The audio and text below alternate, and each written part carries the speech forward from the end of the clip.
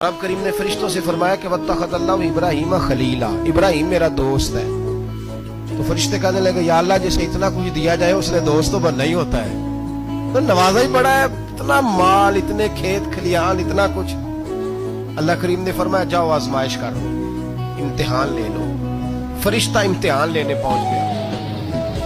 हजरत इब्राहीम के जानवर चर रहे हैं चरागाह में, हजरत इब्राहीम भी हैं, गुलाम भी हैं, बहुत बड़ा रेवड़ है।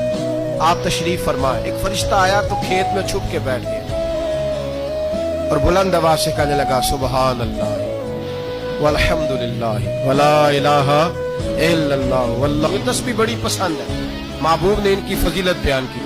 अब वो हजरत सैयदना इब्राहीम अलैहिस्सलाम खड़े थे तो वो खेत में बैठ के तस्बीह पढ़ने लगा सुबहान अल्लाह वल्हम्दुलिल्लाह वला इलाहा इल्लल्लाह। हजरत इब्राहीम कहने लगे ये मेरे रब का नाम कौन ले रहा है, बड़ी इसकी मीठी आवाज है, बड़ी